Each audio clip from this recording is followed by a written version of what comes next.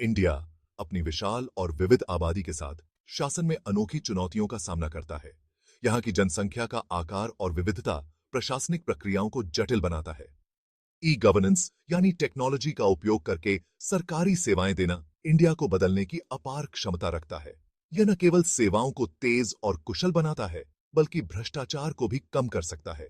यह सरकार को और ज्यादा एफिशिएंट, ट्रांसपेरेंट और सभी नागरिकों के लिए एक्सेसिबल बना सकता है।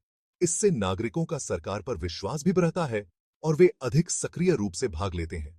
सोचिए, एक दूर दराज के गांव का किसान मोबाइल फोन के जरिए सरकारी योजनाओं का लाभ उठा रहा है। यह उसे समय और पैसे दोनों की बचत करने में मदद करता है। या सीखी स्याई की ठीक या बाकी का बे एक छोटा व्यापारी बिना किसी ब्यूरोक्रेटिक देरी के ऑनलाइन परमिट प्राप्त कर रहा है। इससे उसकी व्यावसायिक गतिविधियां बिना किसी रुकावट के चलती रहती हैं। यही ई गवर्नेंस का वादा है।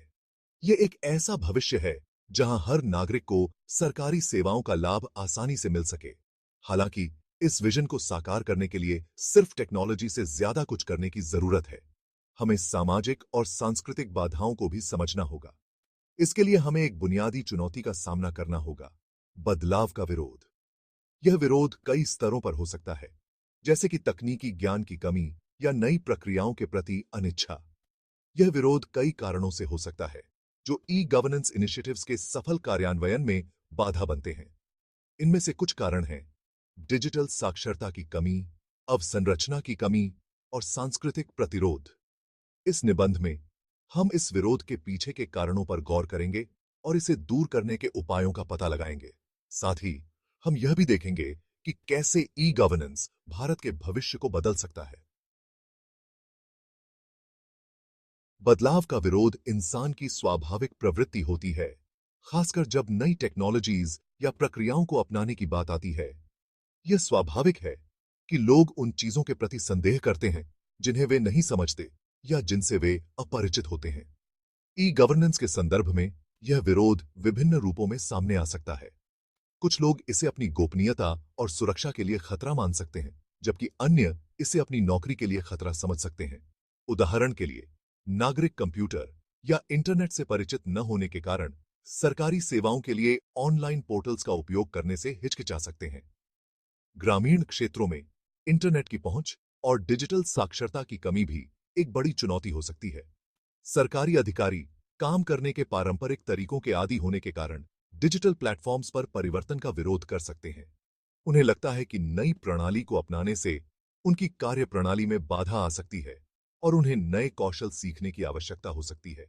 यह विरोध अगर प्रभावी ढंग से दूर नहीं किया गया, तो ई गवर्नेंस पहल की प्रगति में बाधा बन सकता है, जिससे इंडिया अपनी डिजिटल क्षमता को पूरी तरह से साकार नहीं कर पाएगा।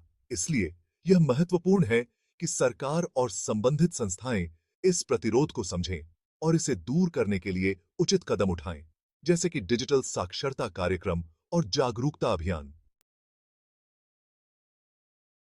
विरोध को दूर करने के लिए हमें पहले इसके मूल कारणों को समझना होगा।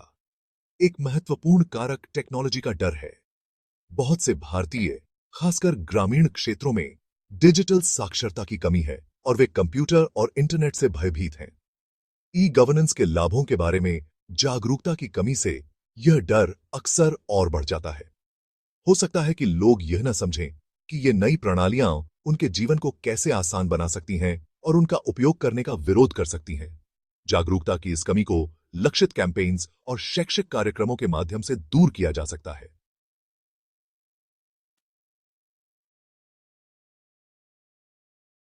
एक और महत्वपूर्ण बाधा डिजिटल डिवाइड है। भारत ने इंटरनेट का उपयोग बढ़ाने में उल्लेखनीय प्रगति की है। हालांकि आबादी का एक बड़ा हिस्सा, खासकर ग्रामीण और दूर दराज के इलाकों में, अभी भी रिलायबल इंटरनेट कनेक्टिविटी की कमी है। यह डिजिटल डिवाइड ई गवर्नेंस को लागू करने की चुनौतियों को और बढ़ा देता है। इंटरनेट तक पहुंच के बिना नागरिक ऑनलाइन सेवाओं का लाभ नहीं उठा सकते हैं, जिससे ई गवर्नेंस पहल की पहुंच और प्रभाव सीमित हो जाता है। यह सुनिश्चित करने के लिए कि ई गवर्नेंस का लाभ समाज के सभी वर्गों को मिले, इस डिजिटल डिवाइड को पाटना महत्वपूर्ण है। भाग 5: डर पर काबू पाना और विश्वास का निर्माण। बदलाव के लिए रणनीतियां। इन चुनौतियों का समाधान करने के लिए एक बहुआयामी दृष्टिकोण की आवश्यकता है। हमें ई गवर्नेंस के लाभों के बारे में जागरूकता बढ़ाने, टेक्नोलॉजी को आसान बनाने और डिजिटल प्लेटफॉर्म्स को और अधिक सुलभ और उपयोगकर्ता के अनुकूल बनाने की आवश्यकता है।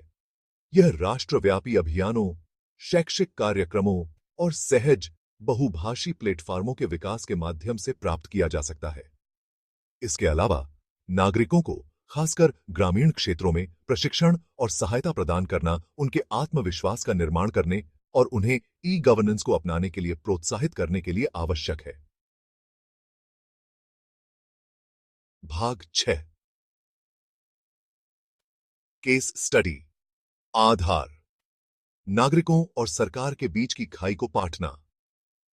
सफल ई गवर्नेंस का एक उल्लेखनीय उदाहरण आधार प्रोजेक्ट है। आधार, भारत की बायोमेट्रिक बेस्ड विशिष्ट पहचान प्रणाली, ने नागरिक पहचान और सेवा वितरण में क्रांति ला दी है। 1.3 बिलियन से अधिक भारतीयों को एक विशिष्ट पहचान प्रदान करके आधार ने प्रत्यक्ष लाभ हस्तांतरण को सक्षम बनाया है, सरकारी सब्सिडी को सुव्यवस्थित किया है और आवश्यक सेवाओं तक पहुंच को सरल बनाया है। आधार की सफलता ई गवर्नेंस की परिवर्तनकारी क्षमता को उजागर करती है जब इसे प्रभावी ढंग से लागू किया जाता है। भाग 7, केस स्टडी। भूमि प्रोजेक्ट। भूमि रिकॉर्ड प्रबंधन में क्रांति। एक और प्रेरक सफलता की कहानी कर्नाटक में भूमि प्रोजेक्ट है। इस पहल ने भूमि रिकॉर्ड का डिजिटलीकरण किया, जिन्हें पारंपरिक रूप से मैन्युअल रूप से मेंटेन किया जाता था और उनमें त्रुटियां और हेरफेर होने की संभावना रहती थी। भूमि प्रोजेक्ट ने किसानों को सुरक्षित और आसानी से सुलभ भूमि रिकॉर्ड प्रदान करके उन्हें सशक्त बनाया है। इससे भूमि विवाद कम हुए हैं, पारदर्शिता में सुधार हुआ है और भूमि लेन देन आसान हुआ है। ये सफलता की कहानियां दर्शाती हैं कि सावधानीपूर्वक योजना और निष्पादन से ई गवर्नेंस महत्वपूर्ण सकारात्मक बदलाव ला सकता है। भाग 8, ई गवर्नेंस को अपनाने में सरकार की भूमिका। ई गवर्नेंस को अपनाने में सरकार महत्वपूर्ण भूमिका निभाती है। इसमें एक अनुकूल नीतिगत वातावरण बनाना, मजबूत डिजिटल इंफ्रास्ट्रक्चर में निवेश करना और नागरिक डेटा की सुरक्षा और गोपनीयता सुनिश्चित करना शामिल है। इसके अलावा सरकार को अपने विभागों के भीतर ई गवर्नेंस को अपनाकर और पारदर्शिता और दक्षता की संस्कृति को बढ़ावा देकर उदाहरण प्रस्तुत करना चाहिए। इन सिद्धांतों को अपनाकर सरकार विश्वास को बढ़ावा दे सकती है और ई गवर्नेंस को व्यापक रूप से अपनाने के लिए प्रोत्साहित कर सकती है। भाग 9, ई गवर्नेंस का भविष्य। एक समावेशी और डिजिटल रूप से सशक्त भारत की ओर। भारत में ई गवर्नेंस का भविष्य उज्जवल है। जैसे जैसे टेक्नोलॉजी का विकास होता रहेगा, हम शासन की चुनौतियों का समाधान करने के लिए और भी नवीन समाधानों की उम्मीद कर सकते हैं। आर्टिफिशियल इंटेलिजेंस, ब्लॉकचेन और मोबाइल टेक्नोलॉजीज में पारदर्शिता, दक्षता और नागरिक जुड़ाव को और बढ़ाने की अपार क्षमता है। इन तकनीकों का उपयोग करके और मौजूदा बाधाओं को दूर करके भारत एक अधिक समावेशी और डिजिटल रूप से सशक्त समाज का निर्माण कर सकता है। भाग 10, निष्कर्ष। बेहतर कल के लिए बदलाव को अपनाना। अंत में, जबकि बदलाव का विरोध एक स्वाभाविक मानवीय प्रवृत्ति है, यह हमें ई गवर्नेंस की परिवर्तनकारी क्षमता को आगे बढ़ाने से नहीं रोकना चाहिए। बदलाव के प्रति यह प्रतिरोध अक्सर अज्ञात के डर और नई तकनीकों के प्रति अनिश्चितता से उत्पन्न होता है। विरोध के मूल कारणों को समझकर और उचित रणनीतियों को लागू करके हम इन चुनौतियों से पार पा सकते हैं और एक डिजिटल रूप से सशक्त भारत के लिए मार्ग प्रशस्त कर सकते हैं। यह महत्वपूर्ण है कि हम सभी को इस परिवर्तन के लाभों के बारे में शिक्षित करें और उन्हें इस प्रक्रिया में शामिल करें। ई गवर्नेंस जब प्रभावी ढंग से और नैतिक रूप से लागू किया जाता है, तो भारत को बदलने की शक्ति रखता है, शासन को और अधिक कुशल, पारदर्शी और नागरिक केंद्रित बनाता है। यह न केवल प्रशासनिक प्रक्रियाओं को सरल बनाता है, बल्कि नागरिकों को भी सशक्त बनाता है। आइए हम इस बदलाव को अपनाएं और सभी भारतीयों के लिए एक उज्जवल भविष्य बनाने के लिए मिलकर काम करें। यह एक सामूहिक प्रयास है और हम सभी की भागीदारी से ही यह संभव हो सकता है।